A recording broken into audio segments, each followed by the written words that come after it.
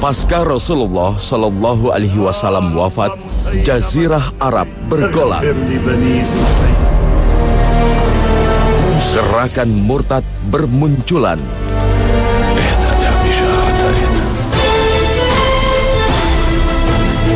Muslimin yang terdiri dari para sahabat Rasulullah Shallallahu Alaihi Wasallam segera mengambil langkah untuk menumpas gerakan yang mengancam akidah.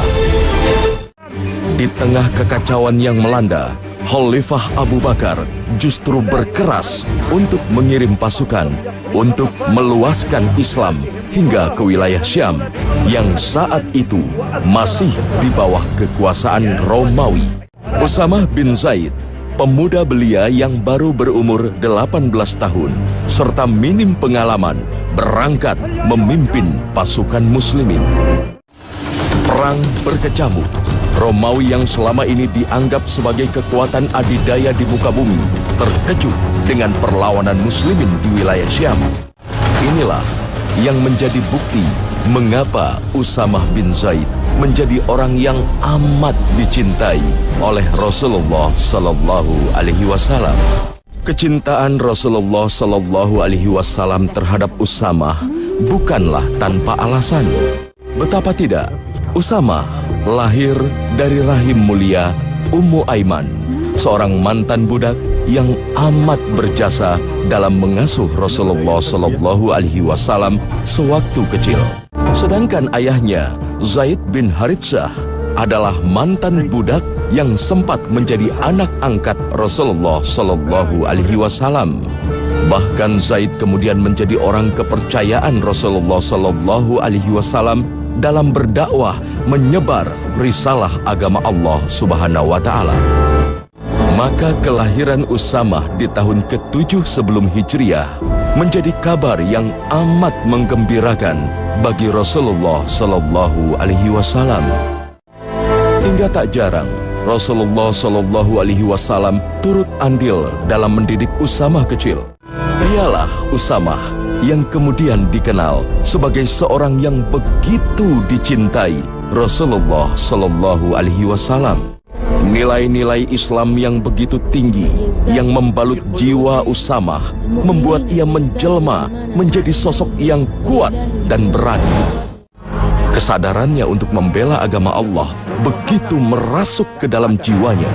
Momen-momen perjuangan Islam selalu ia impikan untuk diikuti. Meskipun usianya belum memasuki 15 tahun. Dan ketika Nabi memuji seorang Usamah, maka Nabi harus memuji dulu ayahnya. Pujian Nabi kepada ayahnya menunjukkan bahwa ayahnya berperan sangat besar bagi pendidikan anaknya. Dan selalu begitu. Maka akan sangat sulit sebuah pendidikan anak-anak ketika tanpa keterlibatan seorang ayah. Jadi kalau hari ini ayah hanya mendalihkan dirinya dengan semua kesibukan yang ada, maka bagaimana mau lahir anak-anak yang istimewa seistimewa Usamah, panglima termuda dalam sejarah Islam. Maka kehadiran ayah seperti Zaid, ibu yang sangat fokus dalam mendidiknya, kemudian Rasul yang posisinya seperti kakek angkat, kemudian saudara-saudara yang itu sekelas Hasan, Hussein, kemudian keluarga nubuwah, dan lingkungan besarnya adalah lingkungan para sahabat Nabi, maka jadilah seorang Usamah. Seperti itu seharusnya pendidikan kita, bekerja sama dengan baik, ayahnya, ibunya, kakeknya, neneknya, kemudian lingkungan keluarga besarnya dan lingkungan masyarakatnya. Kalau ini ada di sebuah masyarakat, maka bersyukurlah, maka itu adalah tempat terbaik untuk melahirkan generasi terbaik. Perang Mut'ah di tahun ke-8 Hijriah menjadi momen hijrah pertama bagi Usamah terjun sebagai mujahid.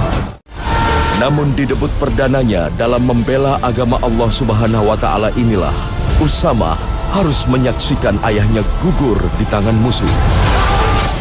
Momen jihad selanjutnya ia rasakan saat peristiwa Fathu Mekah, di mana 10.000 muslimin menebarkan kedamaian di bumi Mekah, tempat rumah Allah Subhanahu wa Ta'ala berdiri.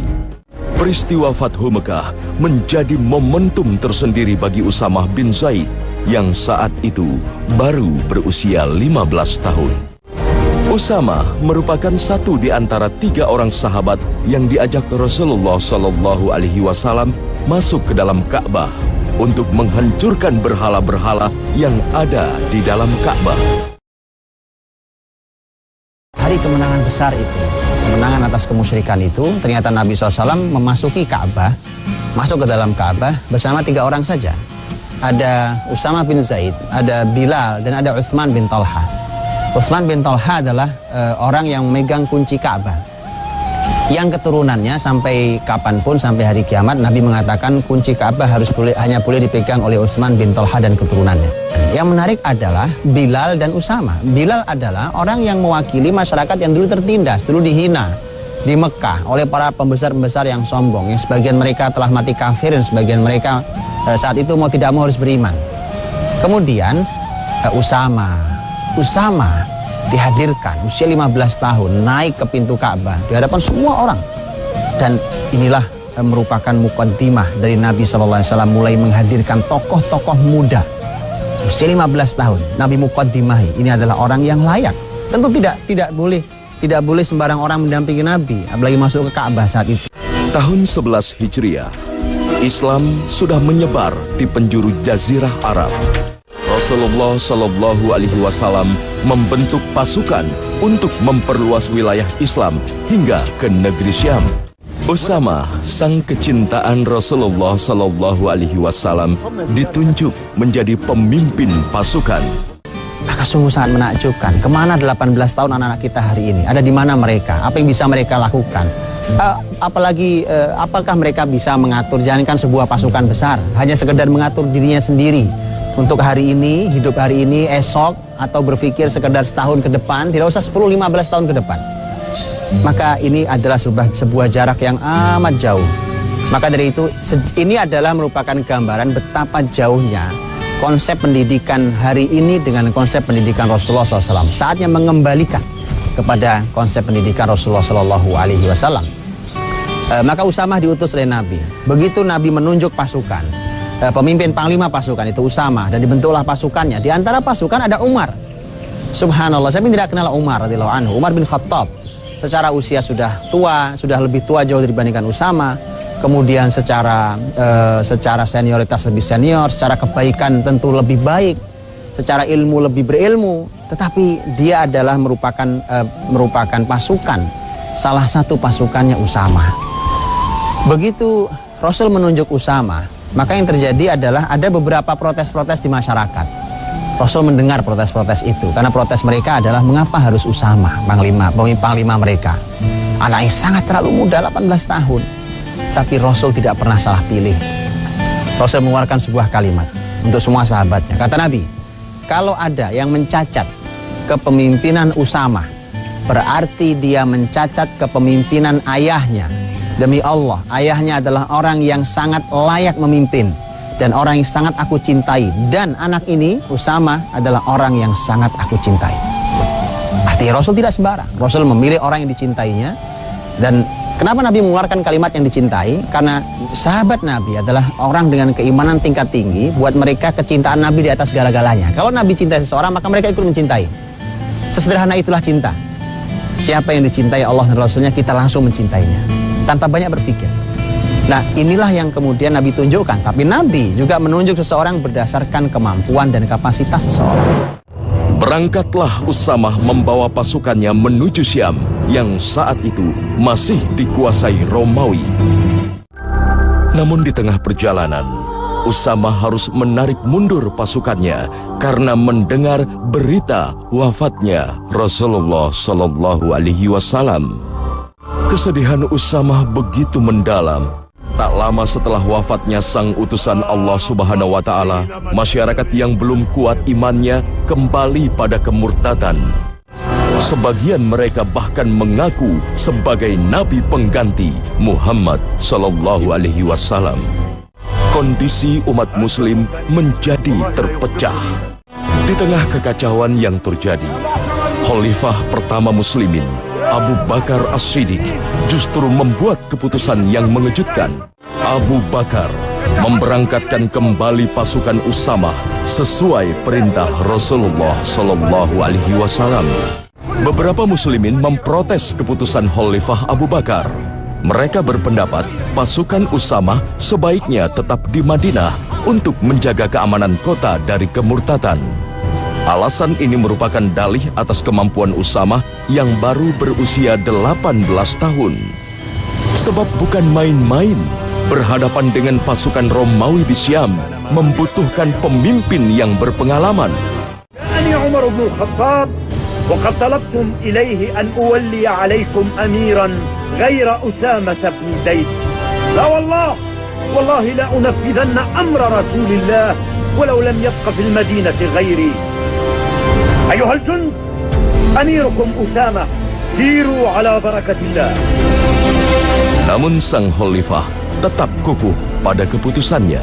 Baginya, perintah Rasulullah Shallallahu Alaihi Wasallam adalah kewajiban yang mesti dijalankan bagaimanapun kondisinya. Dan subhanallah, wahyu dengan keberkahan dan kebenaran inilah yang didapatkan oleh muslimin. Ada dua hal yang didapatkan. Yang pertama adalah wilayah yang dilalui oleh Usamah dari kota Madinah terus ke arah utara, ketika terus melalui wilayah-wilayah pemurtadan di kanan kirinya, itu membuat orang-orang yang murtad dia berpikir ulang. Kalau mereka mau menyerang Madinah, mereka berkata bahwa di tengah orang-orang semua melawan Madinah, tiba-tiba Madinah berani sekali mengeluarkan pasukan dalam jumlah besar. Itu artinya muslimin punya tingkat kepercayaan diri yang sangat tinggi dan mereka punya stok pasukan di Madinah, padahal tidak juga. Artinya musuh sudah jatuh secara psikologis, dan itu membuat mereka berhenti, tidak masuk menyerang kota Madinah. Itu satu. Dan yang kedua adalah, jangankan orang-orang Arab yang murtad, Heraklius, Kaisar Romawi pun heran. Sampai mereka kaget, tentu tidak pernah menduga. Sampai dia mengatakan, bagaimana pemimpin tertinggi mereka mati, tetapi mereka ngirim pasukan ke kita. Mereka heran. Ini apa ini? Kekuatan apa? Karena seketika mati panglima mereka, pasti semua akan dihentikan. Ya, karena berita itu sampai kepada Kaisar Romawi berbarengan, yaitu berita datangnya pasukan Usamah dan berita wafatnya Rasulullah Muhammad SAW. Usamah membawa 3.000 pasukannya ke medan perang dengan berbekal keyakinan bahwa perintah Rasulullah Sallallahu Alaihi Wasallam akan memberikan harapan. Jundal Islam, laqad kharajna bi amri Rasulillah Sallallahu Alaihi Wasallam. Tharan لشهداء موتى أبي زيد بن حارثة وجعفر بن أبي طالب وعبد الله بن رواح وبإذن الله سنعود إلى المدينة سالمين غانمين. الله أكبر الله أكبر. Di kota Homs, Usamah berhasil merebut pinggiran kota yang dikuasai pasukan Romawi. Inilah titik awal kemenangan umat muslim atas kekuasaan Romawi. Kemenangan pasukan Usamah selanjutnya membuka jalan bagi muslimin untuk merebut wilayah Syam seutuhnya. Penaklukan negeri Syam dilanjutkan Khalifah Abu Bakar dengan mempercayakan pada Khalid bin Walid. Selanjutnya, di masa kekhalifahan Umar bin Khattab, komando pasukan beralih ke pundak Abu Ubaidah bin Al-Jarrah. Di masa khalifah kedua inilah, wilayah Syam benar-benar disapu bersih dari pendudukan Romawi. Termasuk di dalamnya Masjid Al-Aqsa yang menjadi kiblat pertama kaum muslimin. Masjid Al-Aqsa telah kembali ke pangkuan bumi muslimin. Sebuah prestasi besar yang berawal dari keberhasilan seorang Usamah bin Zaid. Kesuksesan Usamah menjadi catatan emas sejarah Islam. Kemenangannya berhasil membuktikan pada dunia bahwa kaum muda juga mampu menorehkan prestasinya. Setelah membuka jalan kemenangan atas Romawi, Usamah tercatat mengabdikan hidupnya di jalan Allah Subhanahu wa Ta'ala. Hingga di masa fitnah yang melanda kaum muslimin, setelah terbunuhnya Khalifah Utsman bin Affan, Usamah lebih memilih menghindari pertikaian tersebut. Ia tak mau terlibat dalam peperangan yang melibatkan sesama saudara muslim yang telah berikrar pada kalimat tauhidnya. Usamah adalah tipe orang yang berjuang, tipe orang yang beribadah, orang yang habis-habisan, bahkan dia dikenal sebagai orang yang ahli puasa. Sampai pernah ada orang yang menegur di usia Usamah yang sudah cukup tua saat itu masih terus menjalankan ibadah puasa sunnahnya, dan semangat dia untuk beribadah, beramal. tipe orang yang tidak pernah bermain-main dengan beribadah dalam beragama. Tetapi Usama berhenti ketika fitnah ini belum jelas siapa yang benar, siapa yang salah. Itu keputusan hidup. Bagi kita yang memang belum jelas dengan semua keadaan fitnah apapun dalam kehidupan kita, ketika belum jelas, jangan Anda berkomentar. Kalau hanya sekedar orang membela sesuatu dengan fanatisme, itu bukan dari Islam sama sekali. Itu hamiyatul jahiliyah. Itu adalah merupakan fanatisme jahiliyah. Dalam Islam adalah seperti Usama contohnya. Orang melangkah dengan keyakinan, ketika tidak yakin berhenti dengan yakin. Usama telah menetapkan hati untuk menghabiskan sisa hidupnya dengan beribadah. Rahimahullah Usama bin Zaid.